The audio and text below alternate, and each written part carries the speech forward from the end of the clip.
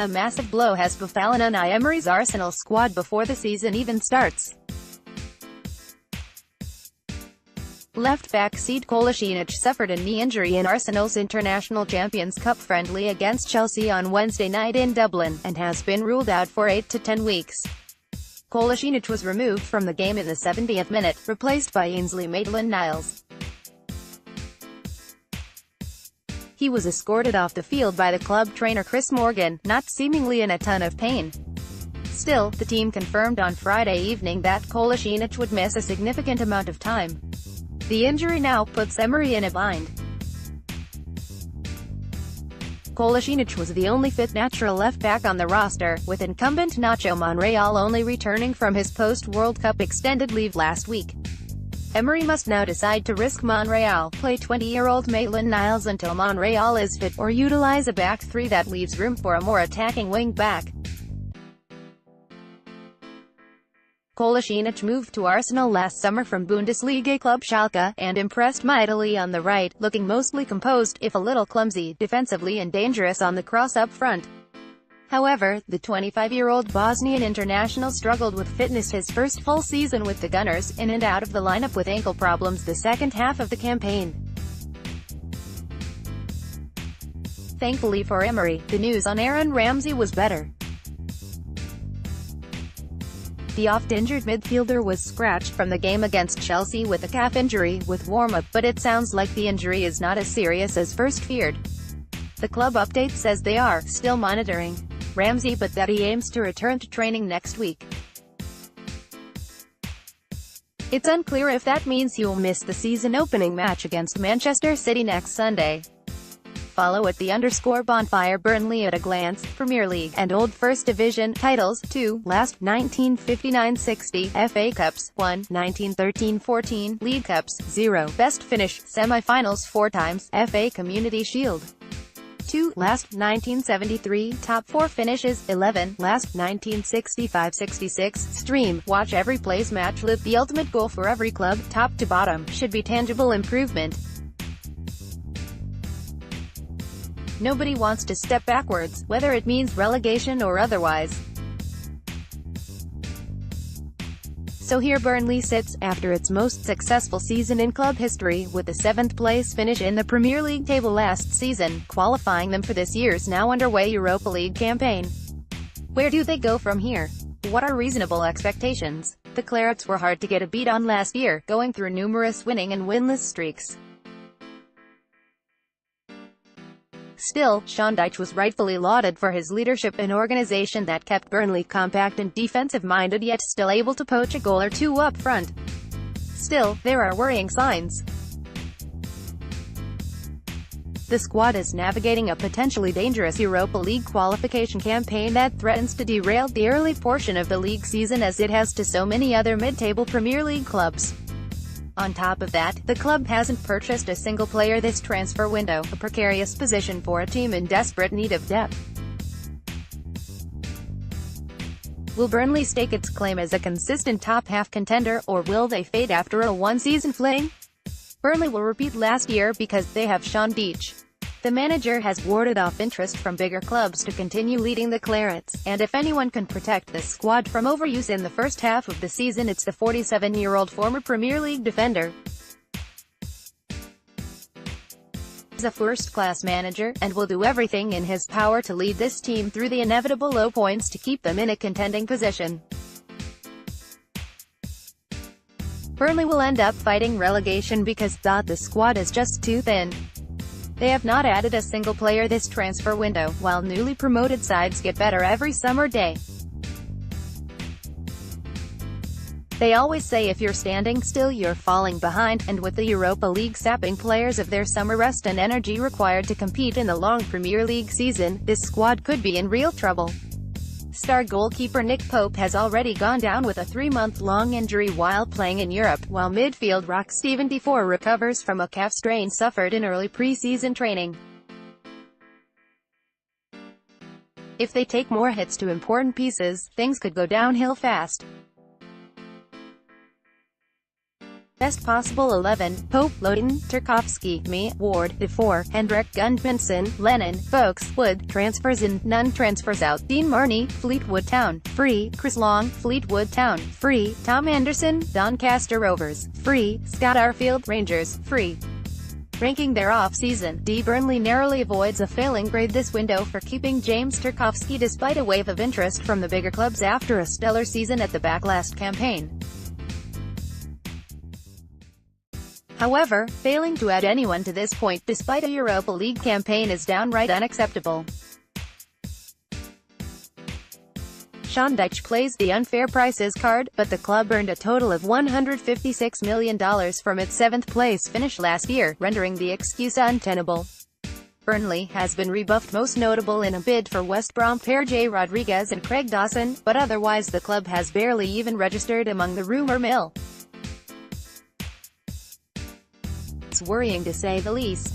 Star player. Only on Burnley would the star player be a centre-back, but that's most certainly the case. Tarkowski had a fabulous season last year, topping the Premier League charts in multiple defensive metrics. It's stunning that, at age 25, Burnley has been able to ward off all suitors rather than cash in, but the Clarets have managed not only to keep Tarkowski aboard, but wipe his name almost completely out of the rumours completely. An English defender in his prime commands top dollar in today's market. He has the talent to crack the England national team at their deep centre-back position if he continues to play this well. Coach's Corner. Sean Dyche is a star, and no matter what happens to Burnley this season, he is destined for a step up sooner or later. His loyalty to Burnley to this point has been admirable, and it's only a matter of time before he earns a move elsewhere in the Premier League. If Burnley sinks this league season, it likely won't hurt his stock. Dyche's ability to neutralise an opponent's strength has been proven time and again, grabbing points last season in matches against Manchester City, Manchester United, and Liverpool, among others. PST predicts, it's crazy to bet against Dyche, but it's also hard to overlook the failed transfer market. It would be sad to see such a likeable club relegated to the Championship, and that seems to be an extreme result, but Burnley could most certainly end up sucked into a battle. Ultimately, they should hang on to their safety, but it's likely only downhill from last year's result. A 14th or 15th placed finish seems about right for this season's finish. Follow at _bonfire goalpost 1, Frank Ribery, 0. The French winger suffered a bloody training injury when he crashed into a goalpost at the Bayern Munich summer training ground in the western Bavarian Rottach-Egern. Ribery, now 35 years old and in his 12th season at Bayern Munich, received lengthy treatment on the ground and ultimately continued the training session with a big head wrap. Reportedly, however, he will miss a few days to recover. All indications are that he will be okay to start the season as Bayern begins the season a week from Sunday in the DFL Super Cup against Eintracht Frankfurt. Thanks everyone for your kind messages, Ribery posted on Twitter. I'm already recovering and will be back in no time. Ribery has not made more than 22 league appearances since way back in the 2012-13 season, hampered at times by either injury or poor form. He will compete this season for appearances with fellow left-wingers Kingsley Coman and former Arsenal youth product Serge Gnabry, while Arjen Robben and Thomas Muller man the right flank. While Ribery should recover from his injury soon, missing training time won't help in earning minutes on the field while challenging those much younger. Follow at _bonfire. But with perennial curtain raiser has an interesting twist to it this season. One manager is making his debut. Maurizio Sarri will take charge of his first competitive match with Chelsea, hoping to navigate Manchester City in the Community Shield, and it's weird, not really that important, but still silverware if you want it to be. Feeling fans wrestle with each August. The game will kick off at 10 a.m. Eastern Time on Sunday morning.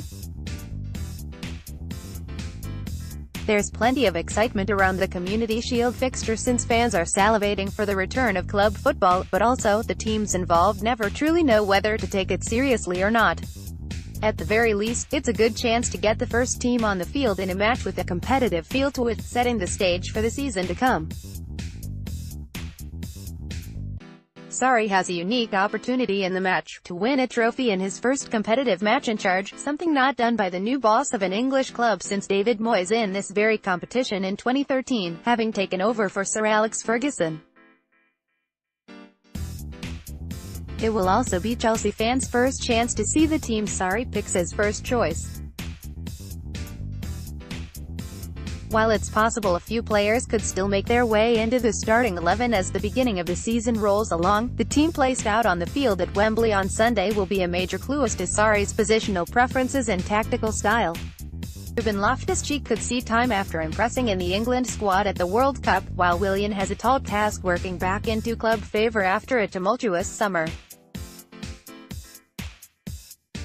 Another young Brit could see time for Chelsea as Callum Hudson-Odoi could find himself with significant minutes in a competitive atmosphere after an impressive pre-season. The 17-year-old was deployed on the left wing throughout the early run, especially against Arsenal a few days ago. With Eden Hazard still recovering from heavy World Cup lifting, the London product has the chance to impress on his biggest stage yet. For Manchester City, a winger of their own has a massive opportunity to stake a claim. Riyad Mahrez has recovered from a slight injury to fitness, and will likely have the opportunity to put forth an argument for regular minutes. The former Leicester City regular has plenty of work to do if he wishes to see time among a squad exploding with attacking talent, but with Kevin De Bruyne and Raheem Sterling yet to return from extended post-World Cup leave, Mahrez has his chance. The Blues also hope to buck recent trends and omens, having lost their last 4 Community Shield appearances. Of the 4 Premier League seasons that followed each of those 4 Community Shield losses, they failed to win the league in any of them, and finished outside the top 4 in each of the last 2. In addition, Chelsea has lost 2 straight to Manchester City in all competitions, and have not lost 3 straight since way back in 2010. While there is plenty on the line in this match stuck in Premier League purgatory, most fans will just be happy with one simple thing: club football is back. Follow at _bonfire. Manchester City manager Pep Guardiola has conquered La Liga, the Bundesliga, and now the Premier League, the latter by a record margin in just his second year in charge. Yet he isn't stopping his quest to learn more, and knows just who to watch next. Guardiola was excited to match up against his new Premier League adversary in Sunday's Community Shield that pits the reigning league champion against the FA Cup winner, the traditional opener to next weekend's Premier League exposé. First of all, I'm happy that a manager of that level is in the Premier League. I'm going to learn a lot to see him every weekend, Guardiola said in his pre-match press conference on Friday. We are going to improve a lot because of his ideas here in England.